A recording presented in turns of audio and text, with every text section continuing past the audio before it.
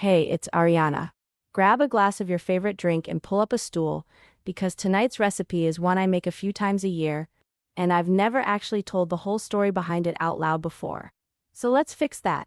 This dish came from my mother-in-law and from her mother before her.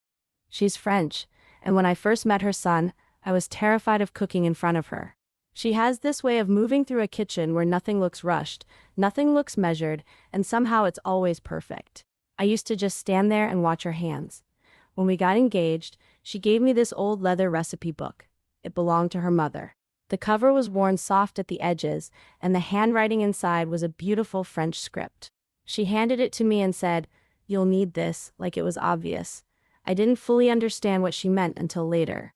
Buried in that book, between things like coq au vin and her boeuf bourguignon, was one recipe titled simply Thon au poivre de maman, Mom's black pepper tuna. And it was tiny, barely 4 ingredients. Tuna, peppercorns, butter, a splash of cognac. That was the entire recipe. No potatoes, no vegetables. Just really good technique on a really good piece of fish. I made it for the first time at their house in Corsica for a Sunday dinner. She stood in the doorway the whole time I cooked, just watching. My hands were shaking a little, not going to lie. When I plated it, she gave this small nod, not quite approval but not disapproval either, like she was waiting to see what I'd do with it over time. And I did change it, slowly. We don't live in France, so I couldn't always get exactly what she had access to. And honestly, after a long week, I wanted a full plate, not just a beautiful piece of fish sitting alone. So I added roasted potatoes, the way my own mom used to make them on Sundays growing up. Then green beans followed, which was basically me sneaking in a memory of the vegetable garden I grew up with. Here's my favorite part of the story though. The accidental part. I was at an Asian grocery store one day and grabbed a jar of mixed peppercorns that had sesame seeds blended right in. I wasn't thinking much of it. Then one night I was flat out of plain black pepper, so I just used that jar instead, mostly out of convenience. And it completely changed the dish. That sesame gave it this warm, nutty undertone that somehow made the pepper crust even better with the richness of the tuna. That's the moment it stopped being her recipe, or her mother's recipe, and started being mine. A few years later, she visited us, and I finally worked up the nerve to serve her my version, sesame and all. She took a bite, raised an eyebrow. Didn't say anything for what felt like forever. And then she smiled. This real, warm smile I didn't see very often, and said, "C'est parfait. You've made it yours, as you should. This is how recipes live on." I think about that line all the time. That recipes aren't meant to stay frozen exactly as they were written. They're meant to be lived with, adjusted, passed forward a little different each time. That book still sits on my kitchen shelf. Her handwriting on one side, my messy pencil notes and pepper stains on the other. All right, let's actually make it. This recipe serves 2 people. You'll need 2 tuna steaks, about 7 ounces each, roughly an inch thick. You'll also need 2 tablespoons of mixed peppercorns, black, white, and pink, coarsely crushed.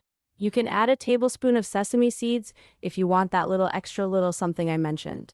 Finally, a tablespoon of olive oil and salt to taste. For the roasted potatoes, use 1 pound of Yukon Gold or white potatoes, cut into 1-inch cubes. 2 tablespoons of olive oil, a teaspoon of garlic powder, salt and black pepper to taste. Use fresh herbs if you have them on hand, though they're totally optional. Use about 9 ounces of green beans, trimmed, and for that you'll need a tablespoon of olive oil or butter, 2 cloves of minced garlic, and again salt and pepper to taste.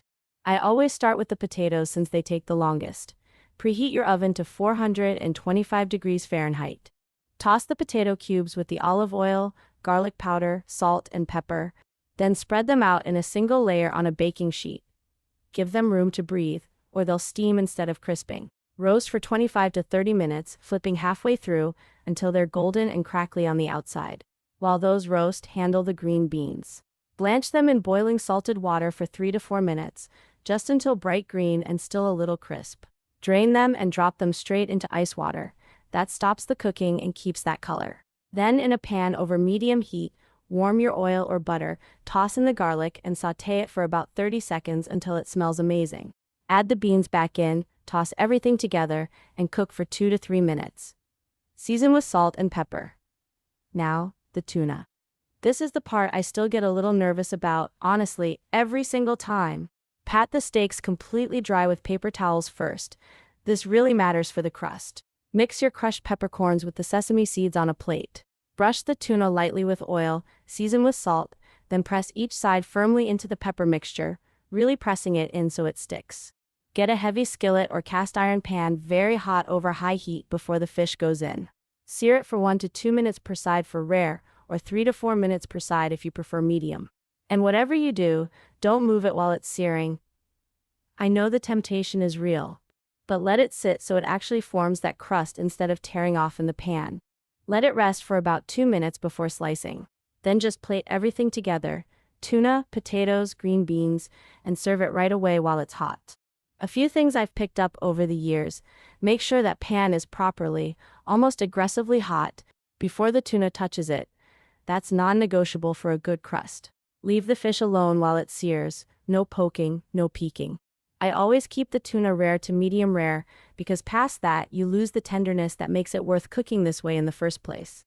And if you're short on time, prep the potatoes and green beans while the oven's preheating. It saves a solid 10 minutes. For drinks, a light Pinot Noir is one of my favorite pairings. The earthy notes just play so well with the pepper crust. A lightly oaked Chardonnay works too, without overpowering the tuna. A dry, Provence-style rosé bridges both worlds nicely if you're torn. The acidity of a Sauvignon Blanc cuts through the richness beautifully, and if you want something a little unexpected, a Gewürztraminer actually echoes the peppery notes in the crust. If you use the sesame seeds, a Japanese sake is a really lovely, less obvious choice. It leans right into the umami. And if you're skipping alcohol, sparkling water with lemon or a warm cup of green tea both do the job nicely. Nutritionally, it's a genuinely well-rounded plate. The tuna brings lean protein, somewhere around 25 to 30 grams a serving, plus those heart-healthy omega-3s. The potatoes give you complex carbs and more potassium than a banana, with fiber if you keep the skins on. And the green beans are low-calorie but loaded with vitamins A, C, and K. All in, you're looking at roughly 450 to 550 calories per serving, depending on how heavy-handed you are with the olive oil. So that's the dish: 3 generations and 1 accidental jar of sesame peppercorns. It started as her mother's recipe, became her recipe, and eventually became mine. I really hope it makes its way into your kitchen too, and someday, becomes something you make your own.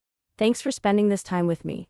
Please don't forget to like and subscribe, and I'll catch you next time on Lucky Mai Kai.